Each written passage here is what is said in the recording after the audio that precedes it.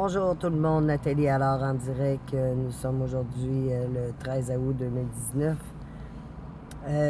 Plusieurs me demandent pourquoi que la DPJ, quand que vous faites de l'accompagnement, quand vous accompagnez, mettons, comme grand-parent, votre enfant avec aller rencontrer l'intervenante sociale. Vous allez souvent interagir, c'est sûr, vous êtes grand-parent, vous êtes dans l'émotion, vous essayez de sauver vos petits-enfants, vous essayez de prendre la part aussi de votre enfant, sachant très bien quel genre d'enfant vous avez. Faites attention. Quand vous rentrez dans le bureau des intervenantes sociales, vous n'êtes plus le grand-parent. Vous devenez un accompagnateur seulement. Si vous prenez la part de votre enfant, et que vous allez à l'encontre de ce que la DPJ dit, ils peuvent vous interdire de retourner à ces rencontres-là. Et si votre enfant refuse que vous ne soyez pas là, ils peuvent aller jusqu'à couper les visites supervisées ou les visites avec son enfant. Donc, l'idéal est de faire en sorte que vous puissiez être présente en tout temps, en ne disant rien, ou très rarement. Vous interagissez très, très peu. L'accompagnateur est censé être là comme témoin. Il fait, les bruits, là, il y a des autos pas mal. C'est ça, l'accompagnateur est seulement un témoin, rien de plus. Attendez un instant, là, je vous ferme ça, tout ce son-là. Bon, mon dos. Donc, un accompagnateur est là pour écouter et ça s'en tient à ça.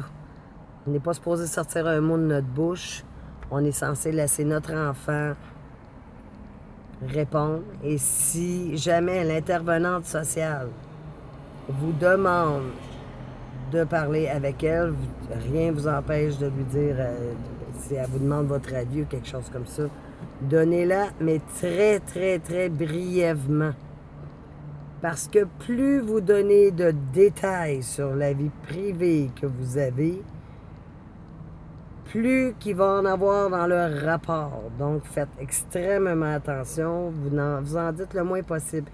Être transparente, oui. Mais être extrêmement transparente, non. Vous avez le droit à votre vie privée. Vous êtes obligé de dire... Le parent se doit de dire ce qu'il fait pour cesser la compromission. Il n'y a pas à dire qu'il a ouvert la porte de chambre pour que son chat sorte. Plus vous donnez de détails, plus il va y avoir de niaiseries décrites dans les rapports qui vont être déformés parce que c'est selon des oui-dire, c'est selon les oui-dire venant de votre part ou celle de votre enfant, ou c'est selon des perceptions. L'intervenante sociale en a compris telle chose ou telle chose. Vous comprenez? Donc, il faut faire très, très, très, très attention à ce que vous dites. Donnez que des détails importants pour l'enfant.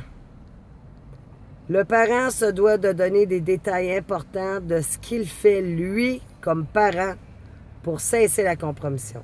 Ce qu'il fait l'autre parent, on s'en fout. Ils ne veulent pas entendre ça de votre bouche. Même si vous essayez, de toute façon, ils ne sont pas les juges. N'oubliez pas ça. C'est seulement devant le juge. Puis encore là, devant un juge, tu ne vas pas là pour parler d'un autre parent. Parce que si vous faites ça, vous allez vous faire traiter d'aliénation parentale. Okay? Qui est une accusation rendue quand même grave aujourd'hui avec nos enfants. Donc, on ne parle pas de l'autre parent. L'autre parent, ce qu'il fait, ça le regarde. Si ça nuit votre enfant, ben c'est d'envoyer un courriel, mais pas parler de vive voix parce que les paroles s'envolent et les écrits restent. Donc, envoyez un courriel à l'intervenante sociale. J'ai entendu mon enfant semble dire. Ne jamais dire qu'il a dit. Il semble dire. Parce que si vous dites qu'il a dit, c'est comme si vous le croyez hors de tout doute.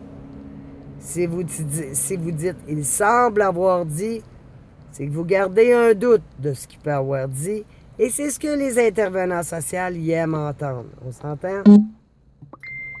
Excusez, pardon, j'ai oublié de fermer les sons. Et voilà. Fait que c'était un peu ça que je voulais vous dire. Là. Quand que vous allez comme grands-parents accompagner votre enfant pour un suivi social, très, très, très, très important d'être prudent, de ne pas parler le moins possible, de ne pas donner votre avis, de ne pas dire que votre enfant a raison, de ne pas embarquer dans l'espèce de... Souvent, les intervenants sociaux testent le parent pour voir s'il va garder son calme malgré n'importe quoi.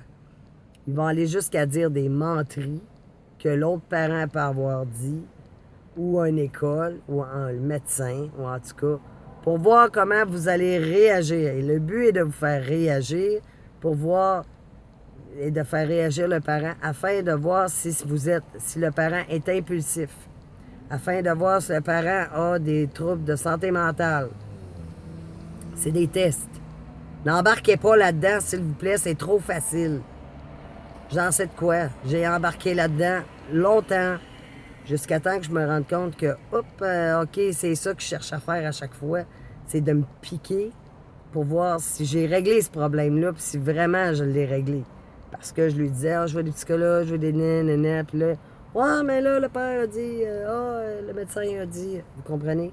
Fait que, faites bien attention à ça, de ne pas embarquer dans ça. Et le grand-parent, vous êtes là pour, justement, faire baisser la pression à votre enfant. Vous n'êtes pas là pour allumer le feu. Si vous grimpez dans les rideaux avant même que votre enfant ait parlé, parce que ça vous fait réagir d'entendre parler contre votre petit enfant ou contre votre enfant, ben allez-y pas. Vous allez nuire. C'est important, là. Allez pas là si vous pensez péter les plombs, péter une coche, vous mettre à crier, vous mettre à chialer, insulter l'intervenant social, le traiter de menteur. Écoutez, toutes ces paroles-là, là, gardez ça dans votre bouche, là, puis avalez-les, OK? Tu sais, quand on dit tourner sa langue 7 fois avant de parler, bien là, c'est le temps, là, de le faire 27 fois. OK? Pendant que vous allez le faire 27 fois, là, votre enfant va pouvoir rester calme. C'est ça que votre enfant a besoin pour pouvoir sortir son enfant de là, pour pouvoir reprendre son enfant. Il faut toujours avoir une attitude zen quand on va devant eux. Rien ne doit nous atteindre, même s'il nous annoncerait la mort d'un enfant, qu'un enfant a été battu, qu'il avait 50 000 ecchymoses, on se doit de rester neutre et zen. C'est fou, c'est de la folie. Je suis entièrement d'accord avec vous autres. Mais c'est comme ça. C'est ça la game, puis vous devez la jouer, parce que tant que vous ne la jouerez pas, ils vont tout faire jusqu'à ce qu'ils soient capables de vous enlever vos enfants pour de bon. Hein? Placement à majorité, adoption, etc. Faites attention à ce que vous faites. Très attention. Il faut que vous soyez zen en tout temps. Je ne le dis pas assez souvent. Donc, la petite vidéo, dans le fond, était parce que, justement, un grand-parent me questionnait à ce sujet-là et c'est pour ça que j'ai pensé de la faire. Et je pense que j'en ai jamais fait concernant ça, l'accompagnement. Puis même quand vous accompagnez à la cour, là, vous pouvez rentrer dans le bureau avec les avocats et l'intervenant social. Mais ne dites pas un mot. Comme grand-parent, vous devez d'être là juste comme témoin. Gardez la bouche scellée pour bien entendre, bien voir tout ce qui se dit. Parce que quand on se met dans l'action de commencer à parler, puis de commencer à interagir avec les autres, on perd le fil.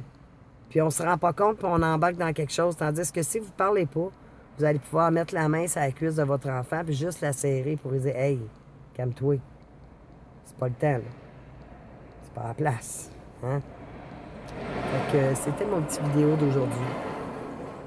J'espère que mon YouTube va marcher parce que c'est le but de l'avoir fait sur YouTube. C'est ma première fois parce que je pense que les vidéos, c'est important qu'elles soient là. Donc, je vous embrasse très, très fort tout le monde. Vous gardez le courage. Ne perdez pas espoir. Tout est possible, OK? Il faut juste y croire, c'est tout. Fait que je vous embrasse bien, bien fort, puis passez une super belle soirée. Merci, bye bye.